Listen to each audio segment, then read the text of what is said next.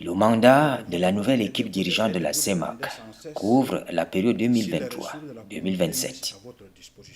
Le président de la commission, le vice-président et tous les commissaires ont pendant cet espace-temps l'obligation de reconquérir la crédibilité de la communauté vis-à-vis des États membres, des partenaires financiers stratégiques, vis-à-vis aussi des peuples. La toute récente rencontre des responsables des institutions communautaires, organisée à Douala, a donc servi de cadre de réflexion pour la mise en place d'une symphonie de l'action commune. Collectivement, nos États représentent un vaste marché regorgeant d'énormes ressources humaines et naturelles, ce qui est un atout majeur pour le développement économique et l'épanouissement de nos peuples. Mais pour transformer ces atouts en opportunités de développement, il conviendrait de promouvoir la coopération économique et l'intégration régionale qui constituent de puissants instruments susceptibles de renforcer la compétitivité et d'éviter la marginalisation de nos pays. L'intégration régionale demeure la grande priorité de nos États. Elle était au début des indépendances, elle l'est encore aujourd'hui, elle le sera certainement demain.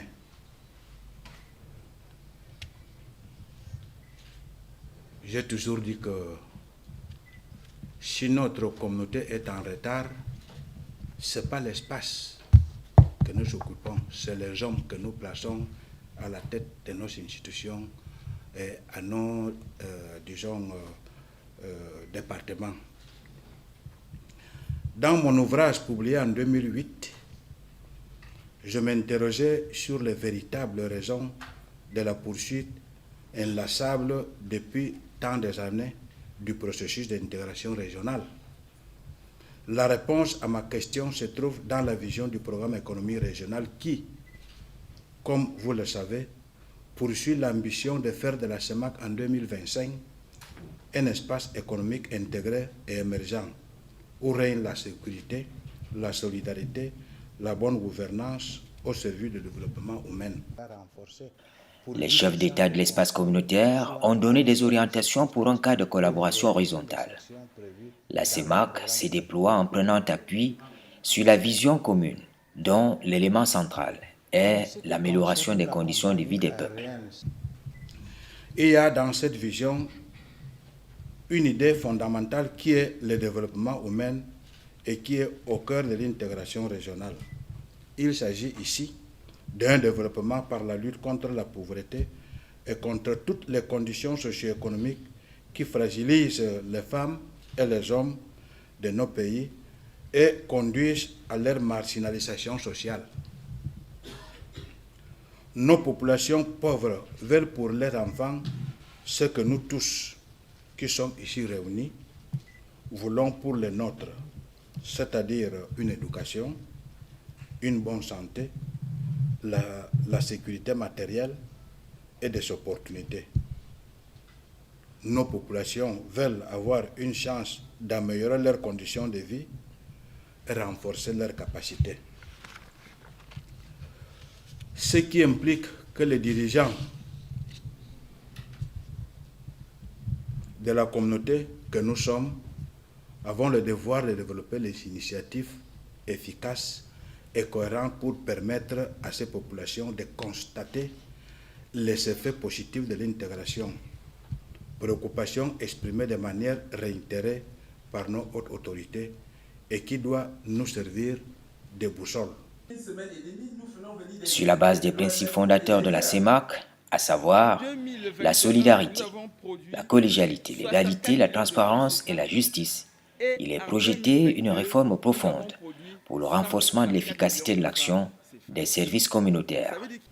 Nous envisageons, au terme de notre mandat, aboutir à leur rationalisation conformément à la volonté de plusieurs instances de notre communauté émise le 30 juillet 2016.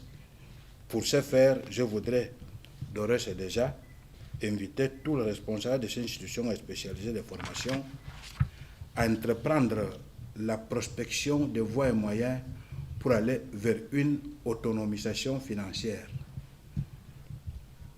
La Commission, quant à elle, assumera sa responsabilité d'accompagner de bout en bout toutes ces institutions dans ce processus afin de garantir cette autonomie financière et surtout leur robustesse dans l'accomplissement de leur mission. À l'instar de ce qui se fait au niveau de l'OADA, cette promotion devra... On parle de l'autonomisation financière des institutions spécialisées de la CEMAC. On parle aussi de la mise en valeur du capital humain. Le personnel constitue la ressource première de notre action publique. C'est en effet par eux que s'accomplissent nos actions, nos objectifs de développement et de consolidation de l'intégration de notre communauté.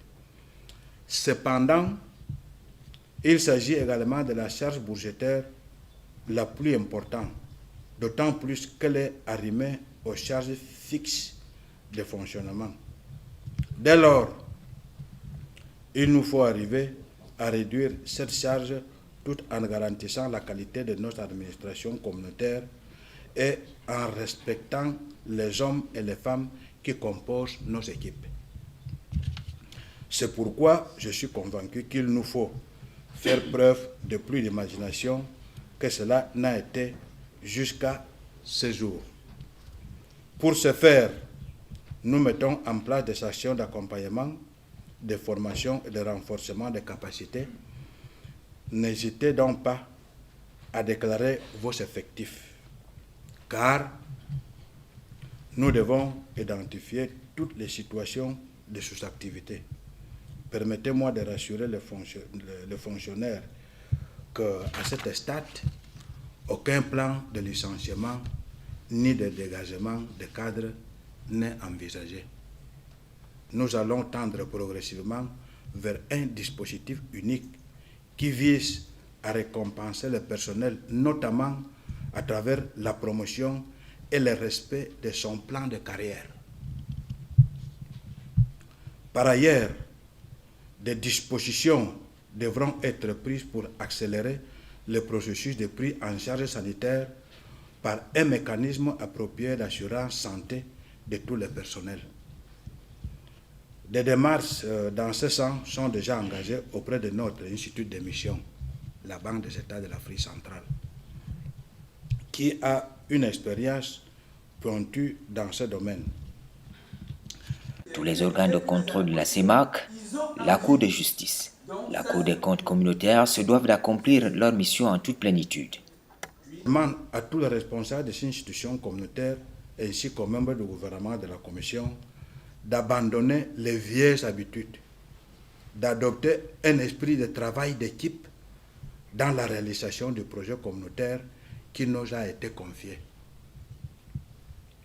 À cet effet, je voudrais vous exhorter à observer une discipline rigoureuse dans l'utilisation des dernières publiques, à renforcer le comportement axé sur le respect d'éthique dans la gestion des ressources communautaires qui sont pour moi hautement sacrées. C'est donc le lieu de solliciter votre pleine participation dans la lutte commune que nous allons mener durant notre mandat contre l'hydre de l'extravagance qui tente de s'infiltrer dans notre communauté et la non-observation de l'obligation de redevabilité qui incombe à tout gestionnaire public. Il me paraît important de rappeler ici que le principe de rotation institué en 2010 par la conférence des chefs d'État nous oblige à nous soumettre à une évaluation périodique de nos performances. Des audits périodiques seront diligentés dans les institutions qui semblent ne pas respecter les principes de la bonne gouvernance dans la gestion financière. La finalité, c'est de mettre en avant l'intérêt général de la communauté.